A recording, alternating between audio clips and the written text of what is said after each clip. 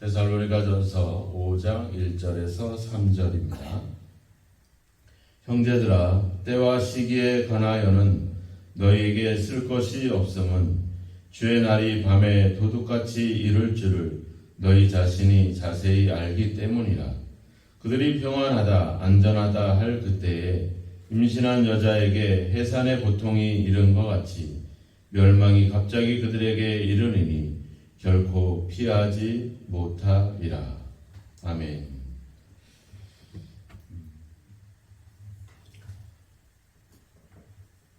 주님의 날이 도둑같이 이를 것이다.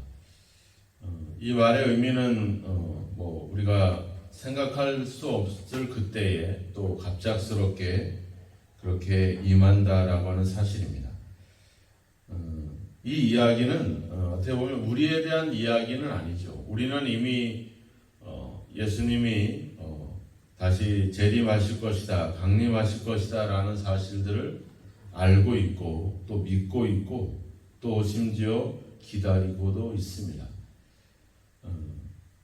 그렇지만 믿음을 갖지 못한 자들은 그런 날이 있는지도 모르고 또 그날이 이른다라고 하는 주님이 다시 오신다는 사실, 주님이 계신다라는 사실과 그분이 다시 임하신다는 사실에 대해서 그 사실조차 알지 못하고 있죠.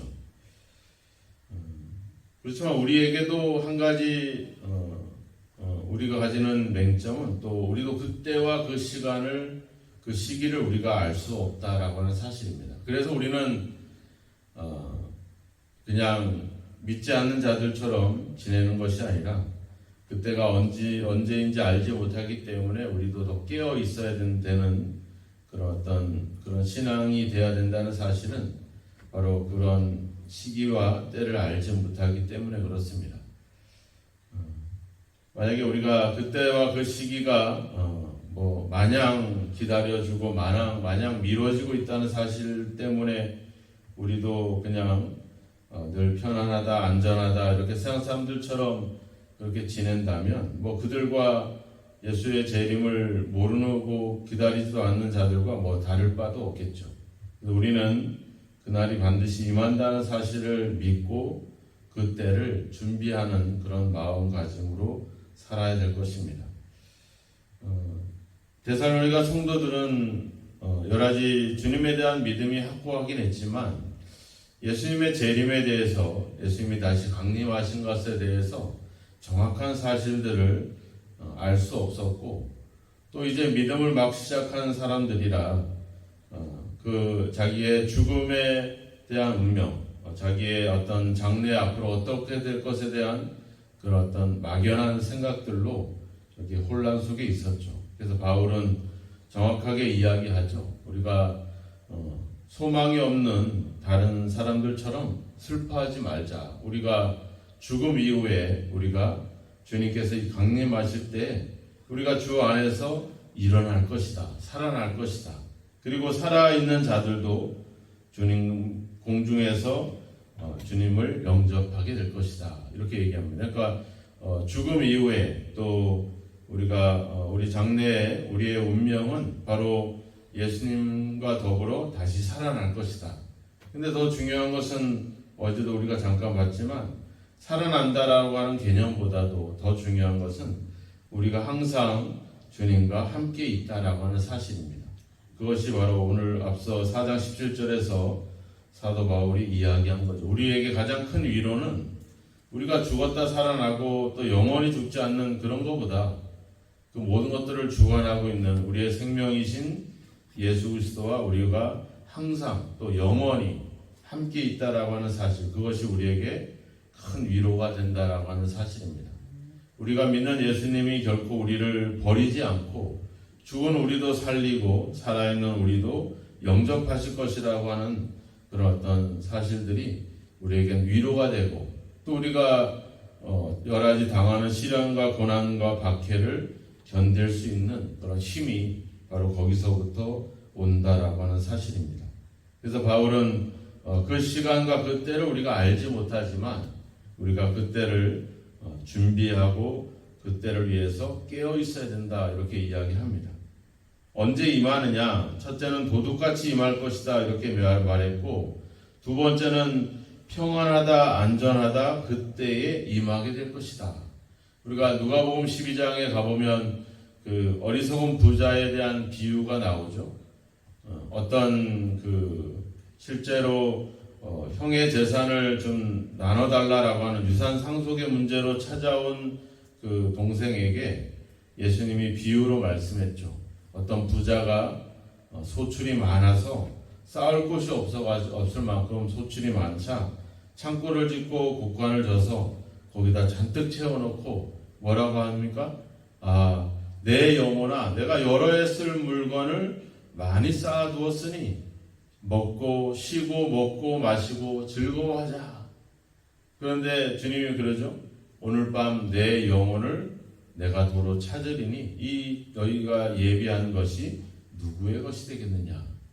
그렇게 임한다라고 하는 사실입니다. 내가 이제 다 이루었고 이젠 즐기기만 하고 행복하면 된다라고 하는 그때 주님께서 우리의 영혼을 찾으신다라고 하는 겁니다. 또 임신한 여자가 해산의 고통이 이른 것 같이, 우리가 남자들은 잘 알지 못하지만 우리가 드라마를 보면 그렇잖아요. 임신한 여인들이 갑자기 배가 아프다고 해서 막 난리를 치고 또 구급차를 부르고 막 그런 아주 급작스러운 그런 장면들을 보게 되는데, 마치 그렇게 임한다라고 하는 겁니다. 주님의 날이 갑자기 그들에게 일 것인데 결코 피하지 못하리라. 이 말은 결국 믿음을 가진 사람이나 믿음을 갖지 못한 사람들이나 다 그때를 맞이하고 그때를 피할 수 없다 이렇게 얘기하는 겁니다. 하지만 그때를 알고 기다리고 준비한 사람하고 그때를 모른 채 그때가 오는지도 모른 채 살아온 사람들하고는 그때를 맞이하는 그 어떤 모습이 전혀 다르겠죠. 우리는 어떻게 보면 이제 주님과 영원히 살 것에 대한 그런 기대와 설레임으로 기쁨으로 주님을 맞이하고 기다리는 마음이 있겠지만 믿음을 갖지 못한 사람은 그날이 다가올수록 심지어 자기의 죽음이 다가올수록 그들은 두려울 수밖에 없다라고 하는 사실입니다. 우리는 이미 그때를 알고 있습니다. 그것은 우리가 주님이 강림했을 때 하나님의 그 어떤 책임을 물을 때 우리에게는 더 큰 책임들이 있죠. 알지 못하고 맞이하는 사람하고 알면서도 준비하지 못한 사람들의 차이는 결코 만만치 않을 것입니다. 오늘 우리는 그때를 알고 있고 그때를 기다리고 있고 그때를 믿고 있습니다. 그렇다면 우리는 그 시기와 그때를 가지고 우리가 슬퍼하거나 낙심하거나 절망할 것이 아니라 오히려 기쁨으로 그날을 준비하는 자의 어떤 삶을 살아야 된다라고 하는 사실입니다. 우리가 성경에 우리의 인생을 표현할 때 나그네다 이런 표현을 쓰잖아요. 야곱이 바로왕 앞에서 내가 130년의 세월을 살았지만 내 조상에 비해서는 나그네 세월에 불과합니다. 이런 이야기들 하죠. 그래서 하나님은 아브라함을 부를 때부터 이스라엘을 이리저리 떠돌아다니는 유목민과 같은 그런 어떤 인생을 그들이 살았죠. 하나님의 성전도 제대로 지어지지 않은 채 천막 가운데 하나님의 성전도 초창기에는 계속 그렇게 계속 존재했습니다. 그런 표현들은 결국 우리의 인생이 이 땅에서 머물고 이 땅에서 정착하고 이 땅에서 영원히 살 것이 아니라 우리가 가야 될 영원한 본향 하나님의 나라가 있음을 그 나그네의 모습을 통해서 우리에게 교훈을 주고 있는 거죠. 결국 우리가 이 땅에서 영원히 살 것처럼 그런 미련과 욕심을 가지고 살아갈 것이 아니라 우리는 주님의 오심을 기다리면서 그 때를 위해서 믿음으로 깨어있는 그런 삶을 살아야 될 줄로 믿습니다. 오늘 사도 바울은 이야기를 합니다. 우리 데살로니가 성도들이 여러 해 계속해서 박해를 받고 환난을 당하면서 그들은 이 환난이 언제 끝날 것인가에 대한 그런 염려도 있었고, 그리고 이렇게 환난과 박해를 당하다가 죽으면 끝일 것이라는 그런 어떤 막연한 그런 어떤 절망감도 있었지만 그들에게 다시 이야기하죠. 소망 없는 다른 사람들처럼 슬퍼하지 말고 우리가 주님이 다시 오셨을 때, 강림하셨을 때 공중에서 우리를 주님을 영접하게 될 것이고 그분과 영원히 살 것이다. 근데 우리가 그때와 그 시간을 알 수 없기 때문에 우리는 깨어서 그날을 준비해야 된다. 이렇게 이야기를 하고 있습니다. 오늘 우리가 이 땅에 살면서 오늘 하루도 우리가 살면서 주님의 오심을 기다리는 그런 삶을 준비하는 삶을 살아야 될 줄로 믿습니다. 또한 그날이 반드시 임한다라고 하는 사실, 주님은 반드시 우리에게 재림하신다는 사실을 믿고 그때를 위해서 그때를 바로 소망하면서 우리가 지금 우리에게 주어진 삶을 참고 인내하고 또한 견뎌내야 될 줄로 믿습니다. 주님의 오심을 믿고 그날을 기쁨으로 맞이하고 그날을 기쁨으로 주님을 영접할 수 있는 그런 준비된 신앙, 준비된 삶이 오늘도 저와 여러분의 삶에 계속되어지기를 주님의 이름으로 축원합니다. 기도하겠습니다. 하나님 아버지, 주님께서 우리의 영원한 생명과 구원을 위해서 다시 오실 그때를 기다리고 소망합니다.